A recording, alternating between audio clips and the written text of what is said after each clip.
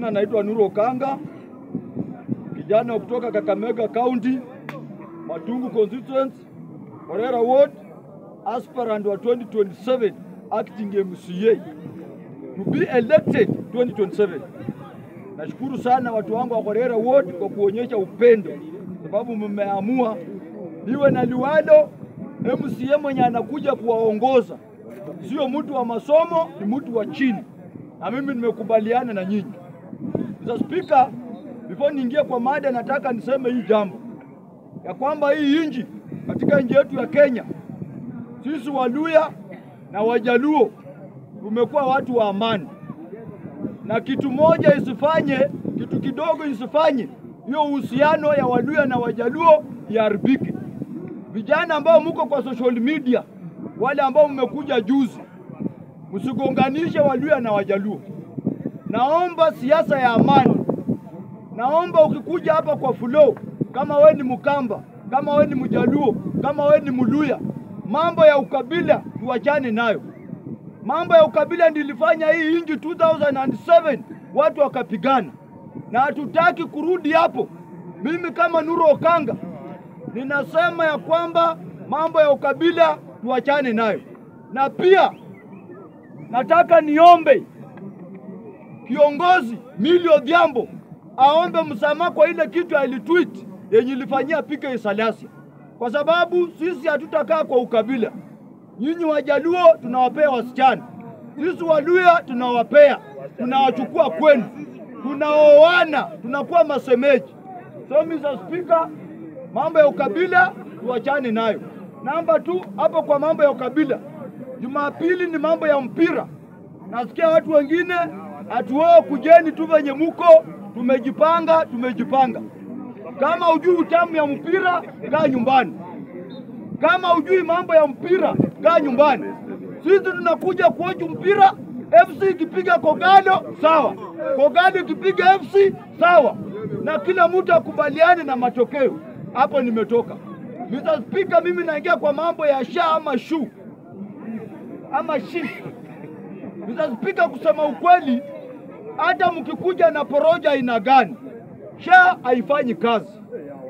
Kwa sababu Mr. Speaker, tumeona mara mingi, hata mimi nimekuwa kule nyumbani, nikaenda pale Kakamega Hospital, General Hospital pale Kakamega, nikaenda pale Matungu, nikaenda pale kwa kijiji, hospitali yangu ile natibiwa. SHA kusema ukweli iko na shida, na lazima sisi kama wananchi tukubaliane. Ruto mwenyewe alikuja akatuambia yenyewe SHA iko na problem, lakini atatengeneza, na bado hajaunda SHA iko na shida. Namba 2, Mr. Speaker, Ruto alisema mzuri wakati Nakhumicha alikuwa waziri, ya kwamba mwananchi wa chini ile pesa atakuwa analipa ni 300. Leo hii wananchi, kuna mwingine analipa 1200, kuna mwingine wa 550, kuna mwingine wa 1500, kuna mwingine wa 1300. Yani SHA inakulipisha pesa kulingana venye pesa yako ina run. Na mambo ya NHIF ilikuwa tu limit 500. Mr. Speaker, leo hivi venye tunaongea, SHA imeweka sheria kama uko na watoto 8, sisi Waluya tunazaa sana. Mimi kama Nuru Okanga natarajia watoto 10. Kwa watoto 10 SHA inaniambia niweke watoto 4 peke yake. NHIF ulikuwa unaweka watoto wote na inasimamia inatibu. Mr. Speaker, lazima SHA itengenezwe. Ukiwa na watoto 10, weka wote. Ukiwa na watoto 20, weka wote. Sisi Waluya na Wajaluo tunaamini kwa kuzaa. Na ndio unaona population ya Mluya inasonga juu. Mluya anazaa mapacha 3, 4, 5. Hizi kabila zingine pole kwa kusema hivyo, wanazaanga tu mtoto mmoja, wa pili mabibi zao wanaenda family planning. Sisi Waluya na Wajaluo, hata ukienda family planning, kama wewe ni bibi ya Mjaluo ama wewe ni bibi ya Mluya na umeenda family planning, lazima ushike mimba. Hiyo tunajua kulenga. Very good.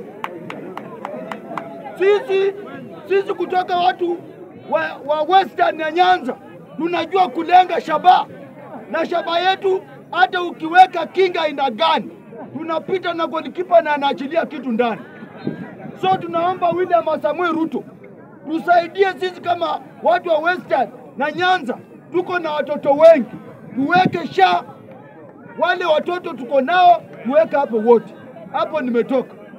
Wamesema Murkomen ndio mtu amefanya kazi yake vibaya sana. Mr. Speaker, ile kazi wamepea Murkomen haikuwa kazi yake. Kazi ambayo wamepea Murkomen ni waziri wa maaskari ama inaitwa aje hiyo CS ya security. CS ya security interior. Mr. Speaker, mambo ya interior inataka mtu ambaye amesoma law na akapita mtihani. Mambo ya interior hii Kenya wangepea Mjaluo na Mluya, kwa sababu hao ndio wamesomea law na wamepita mtihani. Hawajaiba pepa yoyote, na hata kama wameiba pepa wako na akili ya kuzaliwa. Use common sense. Tuko na common sense. Mr. Murkomen ameiba makaratasi. Ukiona hao watu wengine kutoka hapa chini hapa, hii Kenya, wale watu wanaongoza masomo ni watu kutoka huko chini. Nikisema huko chini mnajua. Unajua kwa jamii yote ya Waluya, mimi ndio niko chini kwa masomo peke yangu. Wale wamebaki wako na degree, ma PhD, ma diploma, ma master, zote wameweka kwa kabati. And Mr. Speaker, ni kitu mbaya sana kama Murkomen wametoa utafiti, yeye ndiye amefanya kazi vibaya. Nikimalizia Speaker, mambo ya nani kufukuzwa, anaitwa nani? Muturi amefukuzwa kwa sababu alikuwa anaongea ukweli. Na hii serikali haitaki mtu wa ukweli. Hii serikali inataka usimame udanganyi, utakuwa rafiki. Lakini ukiongea ukweli unaenda nyumbani. Muturi, wewe usijali. 2027 haiko mbali. Mimi nakuhakikishia 2027 ile serikali ambayo tunakuja kuunda nani? Wewe hizi vitu ndio tumekataa. Enda uruje tena bobuko kwa kiwanja.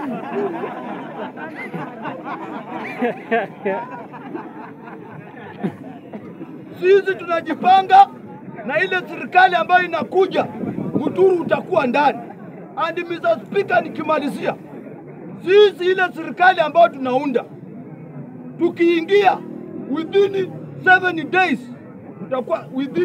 days, tutakuwa tumetoa SHA, tutakuwa tumetoa hii mambo ya junior secondary, hii mambo ya CBC tunaing'oa. Kwa sababu gani? Mr. Speaker, nataka nikuambia hivi. Walimu sasa hivi wamefungua biashara kwa wazazi. Ndio unaona walimu kwa hii bunge amenona sana. Mwalimu akiwa na watoto 50 kwa klasi, anatuma mtoto mmoja, kila mtoto mayai moja moja. Na hiyo mayai ni 50. Na wanafanya sambo na mayai moja. 49 inaendanga wapi? Hii mayai 49 walimu wanapeleka wapi? Wanaenda kukula. Alafu Speaker, kuna mwalimu hapa. Kuna mwalimu yote hapa. Mwalimu ndio ule unaona mwenye amenona. So, Mr. Speaker, pia wanaambia watoto tunataka tufanye sambo. Endeni nyumbani mlete nyanya. Nyanya 70 kwa klasi wanafanya na nyanya moja sambo. Hii 69 inaenda wapi? So kumaanisha kuna walimu wamefungua vibanda ya mayai na samaki na nyanya. Hii mambo na kuku pia. Tukishaunda serikali ile government inakuja, mimi nahakikishia wazazi nyinyi mko hapa. Mimi nitakuwa hapo kama namba koboli. Tutahakikisha hii maneno ya CBC tumetoa, maneno ya SHA tumetoa, tutarudisha ile uzima iko. Mwisho, kama CBC inaendelea hivi, inateza wazazi namna hii, tutaambia wazazi wote waongee na watoto wagome wasiende shule. Lazima hii CBC tengenezwe. Ikiendelea hivi serikali ya Kenya, tutaongelesha wazazi wote na tutaandamana na watoto wetu hawataenda kwa hizo mashule. Lazima mtengeneze mambo ya CBC ndio watoto wetu wasome. CBC imeharibika na education ikiharibika, Mr. Speaker, hakuna kitu mbaya kama nchi yenye haina education. Education is very important in the community. Education is key. Do you get me?